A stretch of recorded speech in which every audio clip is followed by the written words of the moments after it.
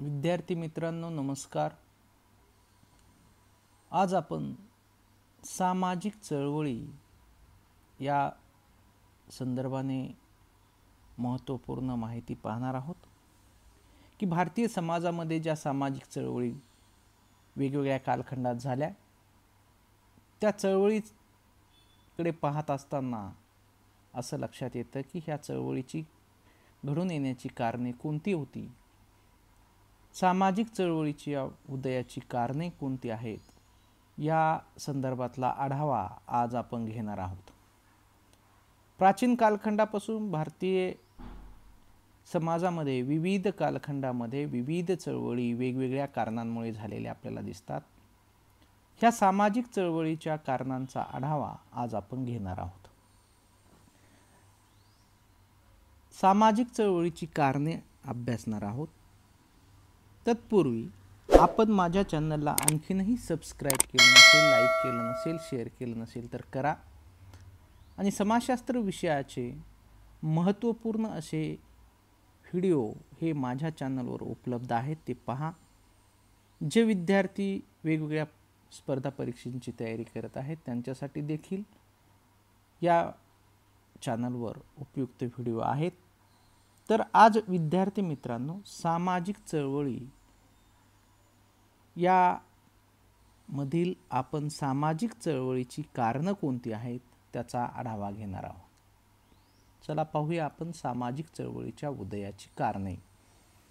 तर या ठिकाणी आपल्याला दिसतं की भारतीय समाजाच्या सामाजिक चळवळीच्या उदयाची कारणे याचा आढावा आज आपण घेणार आहोत. आपण पहिलं कारण आपल्याला सांगता येतं की सामाजिक विषमता. भारतामध्ये पूर्ववैदिक कालखंडापासूनच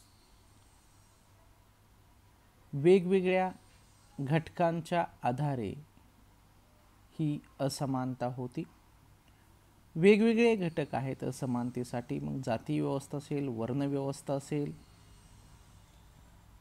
यामुळे एक वर्ग श्रेष्ठ, दुसरा वर्ग कनिष्ठ, उच्च निश्चितेची भावना, स्पृश्य अस्पृश्यतेची भावना आणि मग ह्या घटकांच्या आधारे, त्या जाती व्यवस्थेच्या आधारे, वर्ण व्यवस्थेच्या आधारे, धर्म व्यवस्थेच्या आधारे वेगवेगळे प्रकारची विभागणी ही समाजाची होती.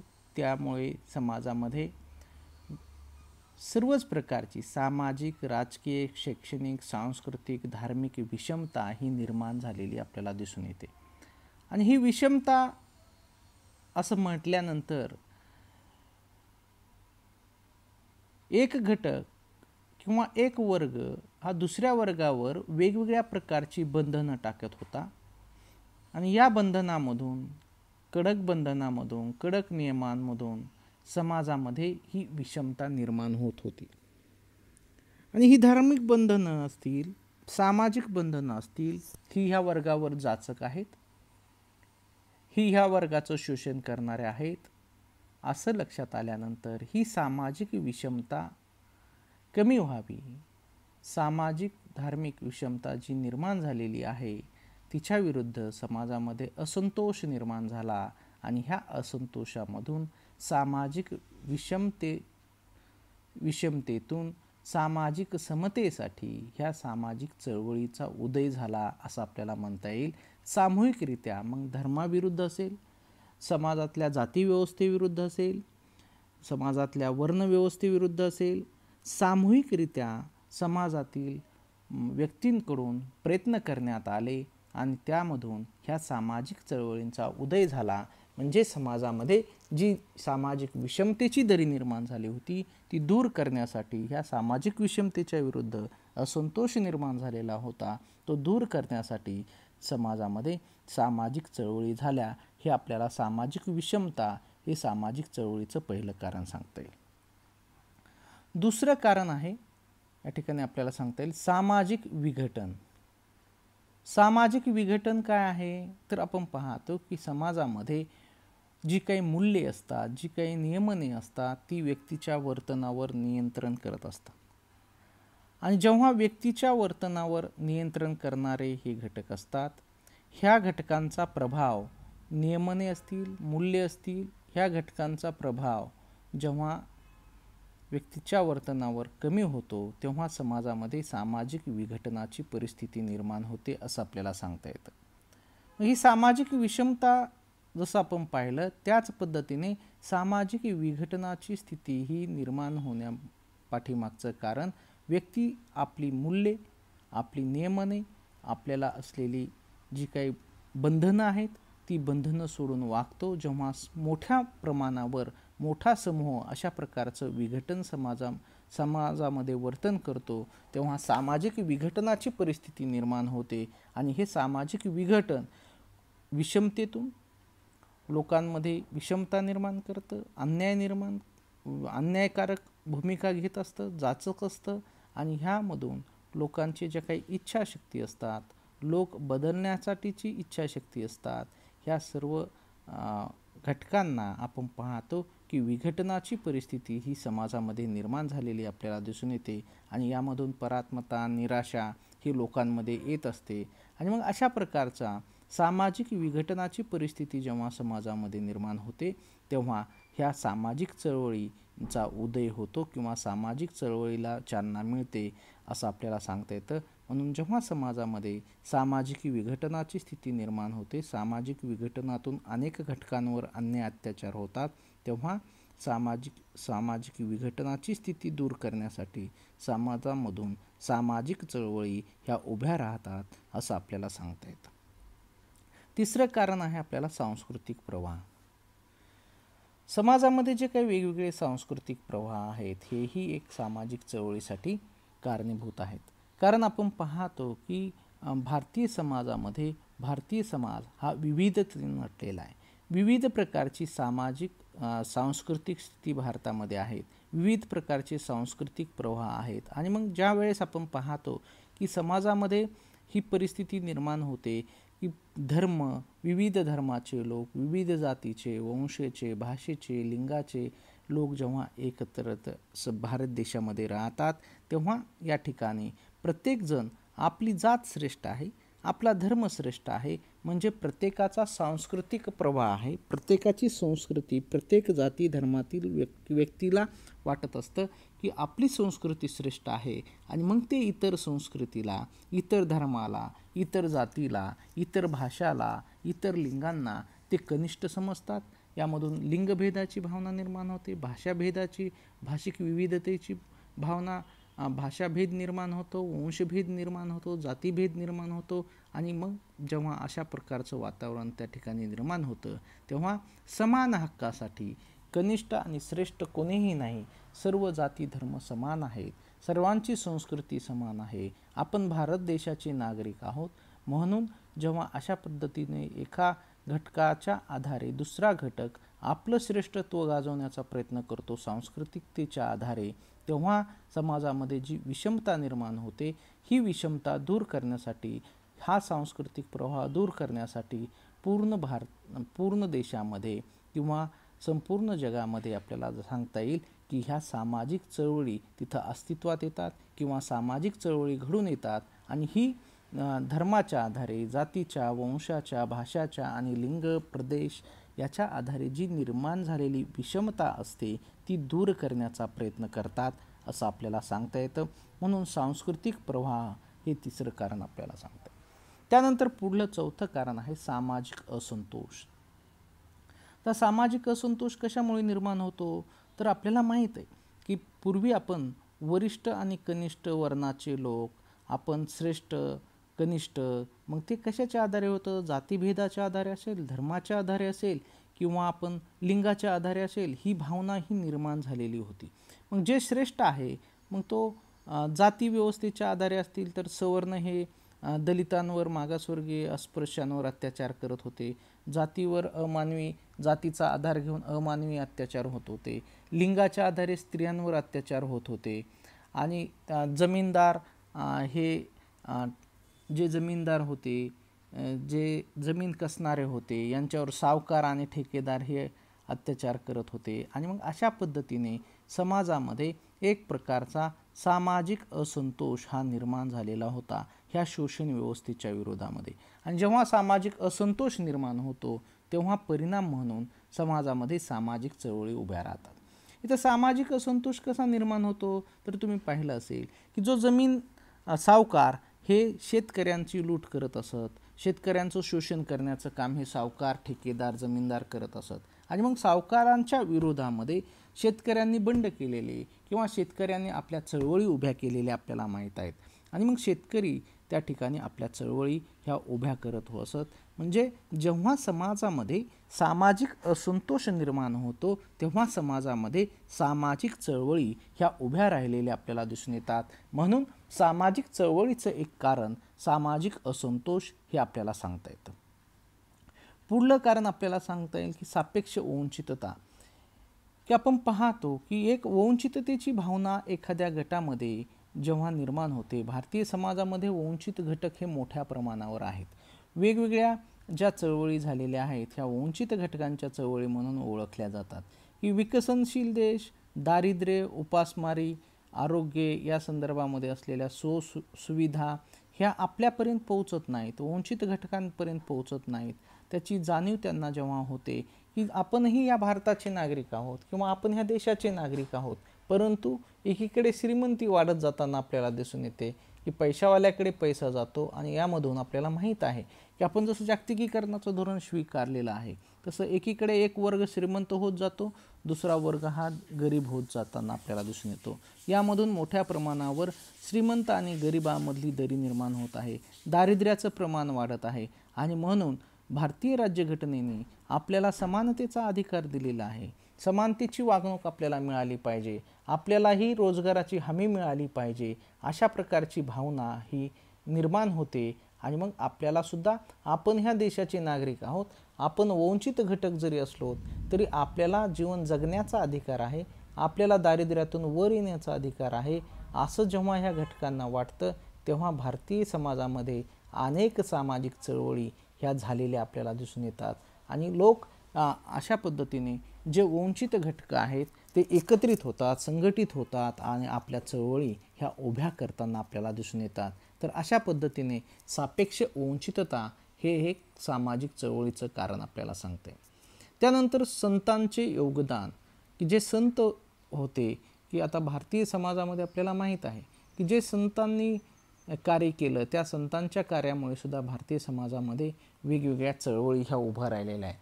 की संतांनी जी परंपरागत मार्ग होते, जे अन्यायकारक मार्ग होते, तर संतांनी स्वतः जातीभेद, धर्मभेद, अंधश्रद्धा, अनिष्ट चालीरीती, रूढी परंपरा याच्या विरुद्धचा प्रचार केलेला आपल्याला दिसून येतो. संत कबीर असतील, संत तुकाराम महाराज असतील, संत गाडगे बाबा असतील, तुळशीदास असतील, महात्मा बसवेश्वर असतील, असे अनेकांनी आपल्या कार्यातून लोकांमध्ये जागृती निर्माण केलेली आहे.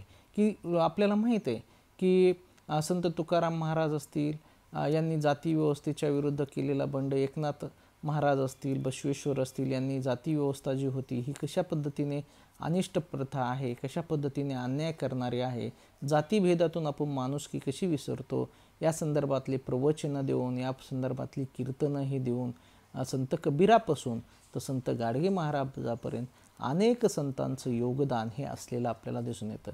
संतांच्या विचाराने, कार्यांच्या माध्यमातून लोकांमध्ये जागृती निर्माण झाली, लोकांमध्ये याबद्दलची जागृती निर्माण होऊन लोकांनी आपल्यावर होणाऱ्या अन्यायाच्या विरुद्ध सामाजिक चळवळी ह्या उभ्या केल्या. सामाजिक चळवळीसाठी एक पोषक वातावरण हे निर्माण झालं. संतांच्या माध्यमातून संतांनी सांगितलं की कशा पद्धतीने तुमच्यावर अन्याय होतो, जातीभेदाच्या आधारे, धर्मभेदाच्या आधारे, आणि हे जी धर्मांधता आहे ही कशा पद्धतीने भारतीय समाजामध्ये अन्याय करते.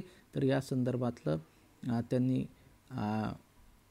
स्पष्टीकरण किंवा त्यांच्या कीर्तनातून त्यांनी जे प्रबोधन केलं त्यामधून सामाजिक चळवळीसाठी पोषक वातावरण निर्माण झालं आणि संतांच्या योगदानामुळे भारतीय समाजामध्ये ह्या सामाजिक चळवळी उभ्या राहिलेल्या आपल्याला दिसून येतात. त्यानंतरचं आहे की पुढलं कारण सांगता येईल की ब्रिटिशांची धोरणं. आता ब्रिटिश सरकार, ब्रिटिशांचं राज्य हे भारतावर होतं. ब्रिटिश राजवटीमध्ये आपल्याला माहीत आहे की अनेक प्रकारचे अन्याय अत्याचार होत होते. भारतीय समाजामध्ये सामाजिक सुधारणा घडून येण्यास ब्रिटिशांनी जरी सुरुवात केलेली असली तरी आपल्याला माहीत आहे की ब्रिटिशांनी जे काय अनिष्ट प्रथा परंपरा चालीरीती होत्या त्या कमी व्हाव्या म्हणून प्रयत्न हे ब्रिटिशांनी केले. ब्रिटिश सरकारने काही पुरोगामी कायदे हे निर्माण केलेले आपल्याला दिसून येतात. स्त्रियांच्या संदर्भामध्ये, पुरुषांच्या संदर्भामध्ये, शूद्रांच्या संदर्भामध्ये दळणवळणाच्या सुविधा त्यांनी उपलब्ध करून दिल्या, वाहतुकीच्या सुविधा उपलब्ध करून दिल्या आणि एक प्रकारचा एक जनजागृतीचा कार्यक्रम ख्रिश्चन मिशनरी असतील यांनी धर्माच्या प्रचारासाठी लोकांची सेवा केली. दीनदुबळ्यांना, मागासवर्गीय दलितांना त्यांनी जाणीव जागृती निर्माण केली आणि ह्या एकंदरीत ब्रिटिशांची जी काही धोरणं होती ह्या ब्रिटिश धोरणामधून एकंदरीत उदारमतवादी धोरण त्यांनी राबवलं आणि ह्या उदारमतवादी धोरणामधून लोकांमध्ये जागृती निर्माण झाली. लोकांना आपल्यावर होणारा अन्याय अत्याचाराची जाणीव होऊ लागली. स्त्रियांना समानतेची संधी मिळाली पाहिजे, शूद्रांना शिक्षण मिळालं पाहिजे, स्त्रियांना शिक्षण मिळालं पाहिजे, सर्वांना समान हक्क मिळाले पाहिजे. समतेचा विचार हा कुठेतरी ब्रिटिश धोरणाच्या उदारमतवादी धोरणातून ब्रिटिशांची ही धोरणं ठरवल्या गेली आणि मग ह्या ब्रिटिश धोरणामधून सामाजिक चळवळीसाठी ब्रिटिशांचं धोरण देखील कारणीभूत ठरलं भारतीय समाजामध्ये असं आपल्याला सांगता येईल. त्यानंतर पुढलं कारण आपल्याला सांगता येतं की पाश्चात्य शिक्षण आणि ज्ञान. की पाश्चात्य शिक्षण आपण पाहतो की ब्रिटिशांचं प्रशासन असेल, भारतामध्ये इंग्रजीमधून शिक्षण दिलं जाऊ लागलं. भारतातल्या लोकांना स्वातंत्र्य, समता, बंधुत्व, मानवतावादी दृष्टिकोन, मूल्ये हे रुजवण्याचं काम पाश्चात्य राष्ट्रातील या संस्कृतीमुळं झालेलं आपल्याला दिसून येतं. आणि ही जी काही परिस्थिती होती भारतामध्ये निर्माण झालेल्या उच्च शिक्षित लोकांना जी भारतीय समाजामध्ये सुधारणा घडवून आणण्यासाठी ही मदत झालेली आपल्याला दिसून येते.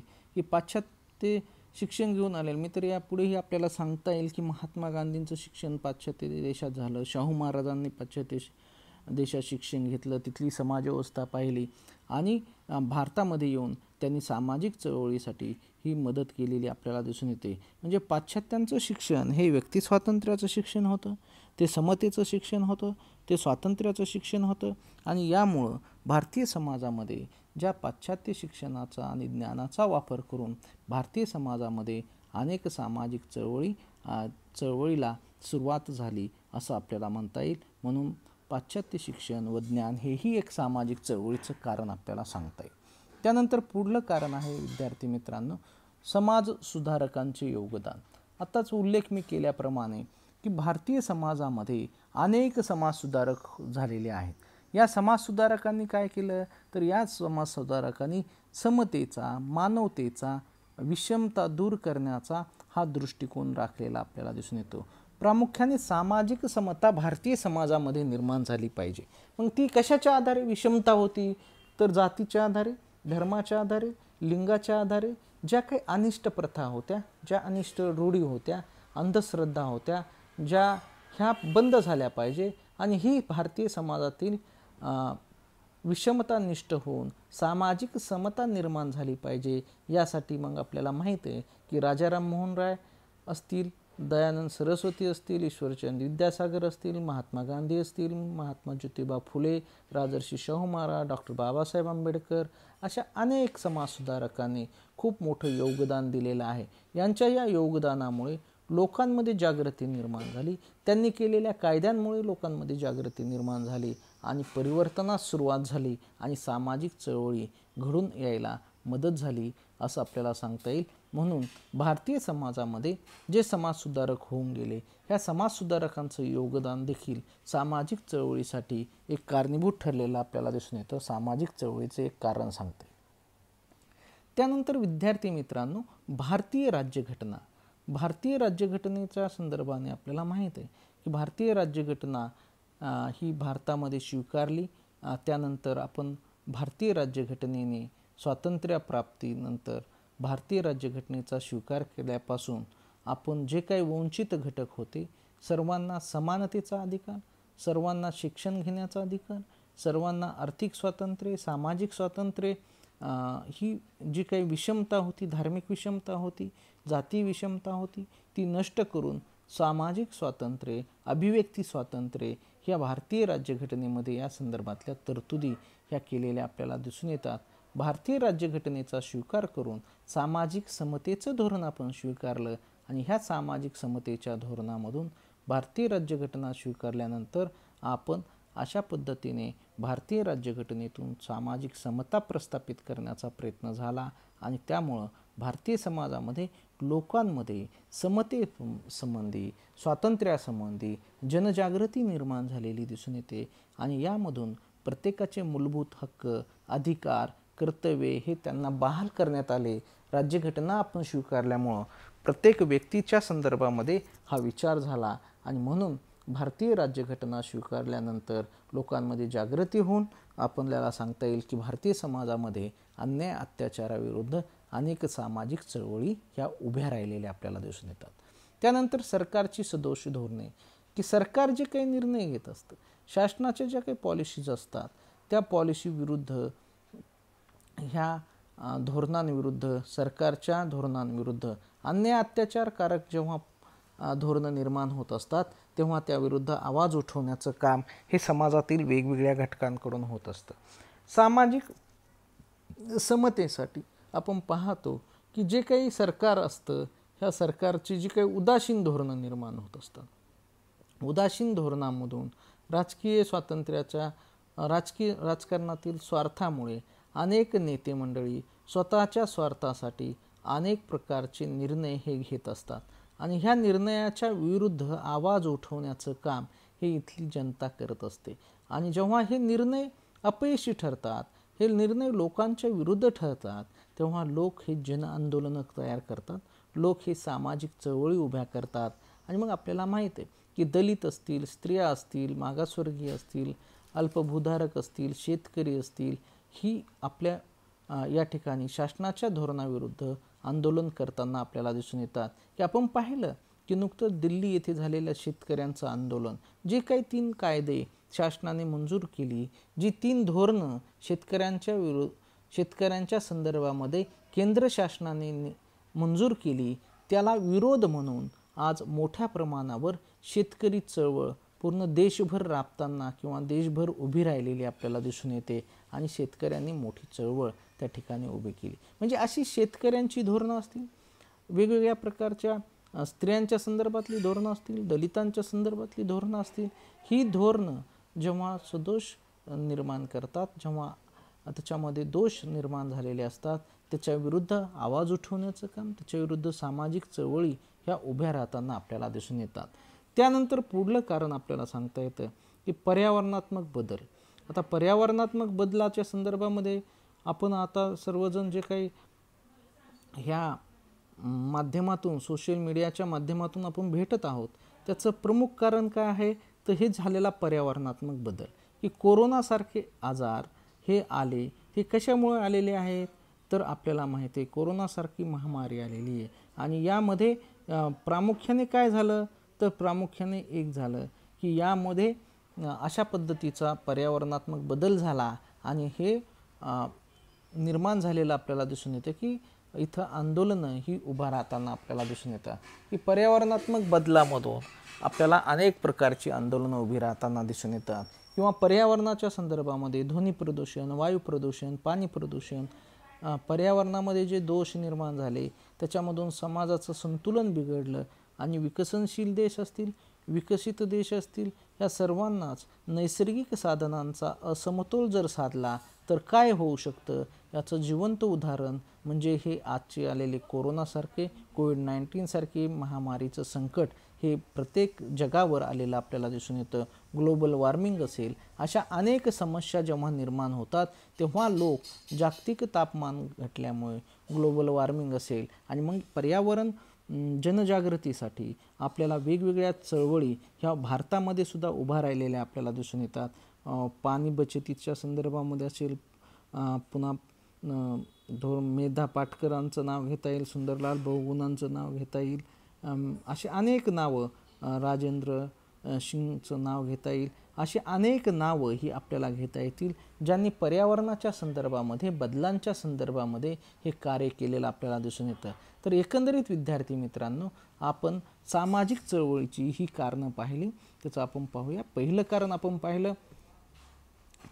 आपण पाहिलं की सामाजिक विषमता, दुसरं कारण आपण पाहिलं सामाजिक विघटन, तिसरं सांस्कृतिक प्रवाह, चौथं सामाजिक असंतोष, पाचवं सापेक्ष वंचितता, सहावं संतांचं योगदान, सातवं ब्रिटिशांचे धोरण, आठवं पाश्चात्य शिक्षण व ज्ञान, त्यानंतर समाजसुधारकांचे योगदान, भारतीय राज्यघटना, सरकारचे सदोष धोरण आणि पर्यावरणात्मक बदल. ह्या सर्व कारणांमुळे आणि इतरही अनेक कारणांमुळे भारतीय समाजामध्ये किंवा जगामध्ये वेगवेगळ्या सामाजिक चळवळी झाल्या.